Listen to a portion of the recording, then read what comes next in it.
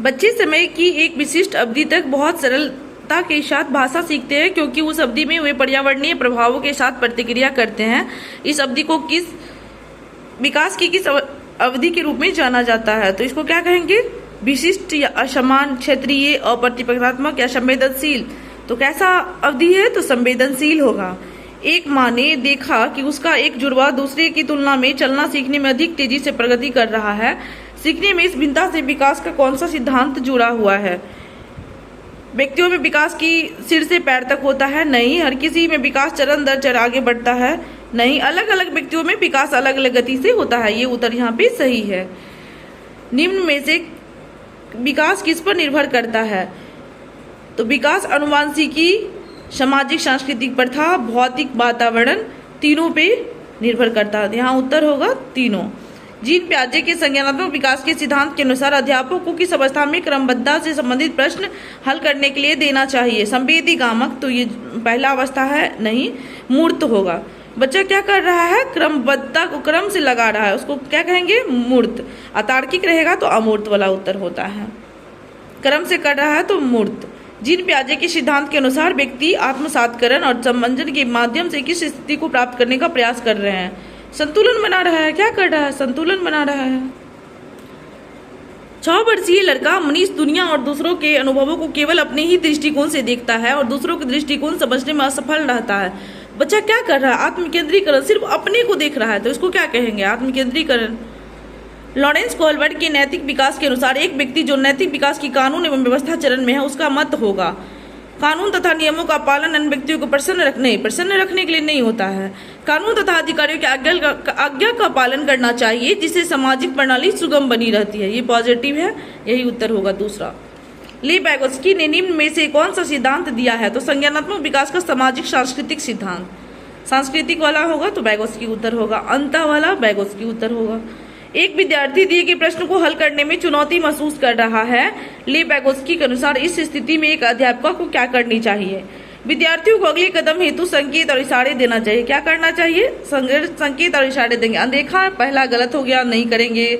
सीधे तौर पर सही जवाब भी नहीं बताएंगे। सवाल को हल न कर पाने के लिए दंड भी नहीं देंगे। तीनों निगेटिव ही है। बच्चा कौन? सिर्फ दूसरा पॉजिटिव है। संकेत और इशारा दे रहे हैं, बच्चा खुद ही कर लेगा।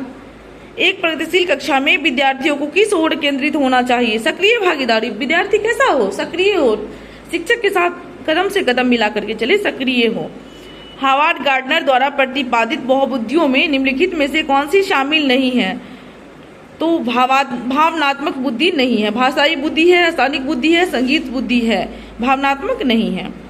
राष्ट्रीय शिक्षा नीति 2020 के अनुसार 5वीं तक के सभी बच्चों को उनकी मातृभाषा में शिक्षा दी जानी चाहिए। ये सही है। छोटे बच्चे अपनी मातृभाषा में सार्थक अवधारणाओं को अधिक तेजी से सीखते हैं, वो समझते हैं। दोनों सही है, दोनों सही है और व्याख्या भी कर रहा है। हमारा उत्तर ये सही होगा।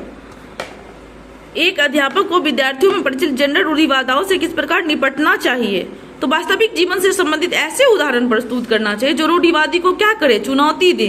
जैसे महिला को बस चलाते हुए दिखाना, पुरुष को खाना बनाते हुए दिखाना, ये दोनों चुनौती ही है। एक बहुसांस्कृतिक कक्षा में अध्यापक को क्या करना चाहिए? केवल वाला नहीं होगा तो दोनों में केवल ही है, तीसरा में निगेटिव है, नकारात्मक, तो वो भी नहीं होगा, तो चौथा ही सही है। सामाजिक सांस्कृतिक अनुभवों के संदर्भ में संदर्भ वाला उत्तर होता है। जब आकलन विद्यार्थियों के किसी कौशल संबंधित बोध और समझ या पाठ के अधिगम और शिक्षण प्रक्रिया के दौरान किया जाता है, तब इसे क्या कहेंगे? इसको क्या कहेंगे? अधिगम के लिए आकलन। मतलब पढ़ा रहे हैं उसी के लिए हम जांच रहे हैं, अधिगम के लिए आकलन। सभी विद्यार्थियों को उनकी योग्यताओं में भिन्नता होने के बावजूद उनके संभाव्य गुणों की प्राप्ति के लिए अवसर प्रदान करना चाहिए। किस प्रकार की कक्षा का मुख्य उद्देश्य है? तो समावेशी कक्षा। कैसा कक्षा? तो समावेशी। वंचित पृष्ठभूमि के बच्चों को संबोधित करने के लिए एक शिक्षक को होने चाहिए। उनके संदर्भ के बारे में और जानने का प्रयास करें और उन्हें कक्षा चर्चा में शामिल करें। उन्हें शामिल करेंगे और संदर्भ वाला उत्तर होता है। निम्नलिखित में कौन सी अधिगम आवश्यकता किसी व्यक्ति के संतुलन, शारीरिक निपुणता और हाथ आंख सामंजस्य की क्षमता को प्रभावित करती है?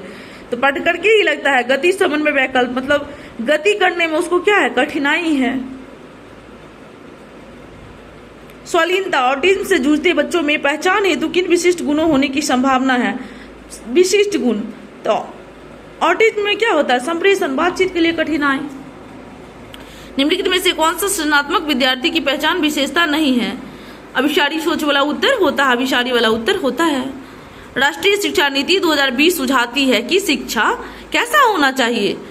पाठ्यपुस्तक केंद्रित नहीं होना चाहिए, बच्चा केंद्रित होना चाहिए, याद कंठस्थीकरण भी नहीं होना चाहिए, विद्यार्थियों के प्रतिस्पर्धा भी नहीं करेंगे। पहला, दूसरा, तीसरा तो गलत ही है। बचा कौन? समालोचनात्मक चिंतन के विकास पर केंद्रित होना। चिंतन क्या है? पॉजिटिव है, चिंता निगेटिव है। एक कक्षा में विद्यार्थियों को चयनित अधिगम शैलियों में व्यक्तिगत अंतरों को अध्यापिका द्वारा किस प्रकार संबोधित किया जाना चाहिए?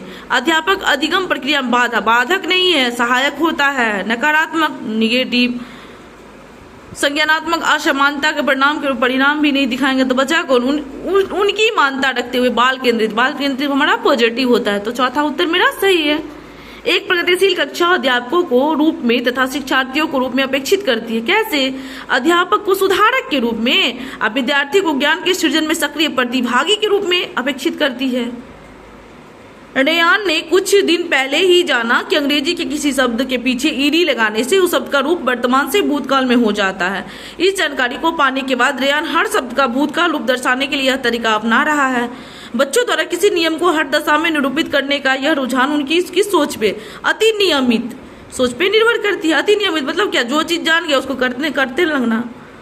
ब्रेन स्टॉर्मिंग विचारावेश को एक तकनीक के रूप में बच्चों को विकसित करने के लिए उपयोग किया जाता है। तो कैसी चिंता? अपसारी वाला उत्तर होता है।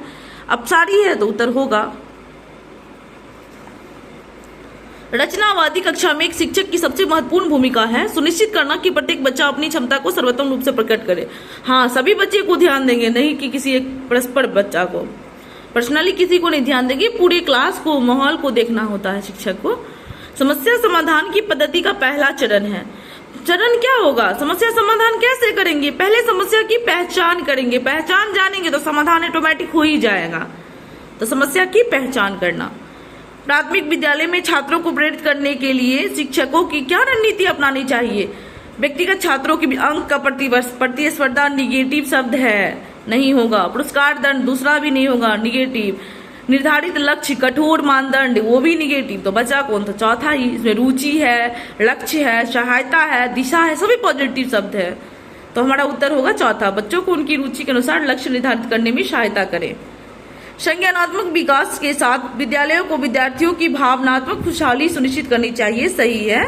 किसी समस्या प्रश्न को हल करते समय विचारों को मौखिकीकरण समस्या समाधान कौशल में बाधा डालता है। ये भी सही है, बताएंगे तभी बच्चा सीखेंगे, लेकिन आर्य की व्याख्या नहीं करता है। सही तो दोनों है। कौन सा अधिगम प्रक्रिया में सकारात्मक रूप से योगदान नहीं देता? कुपोषण। कुपोषित बच्चा कैसे पढ़ पाएगा? कुपोषण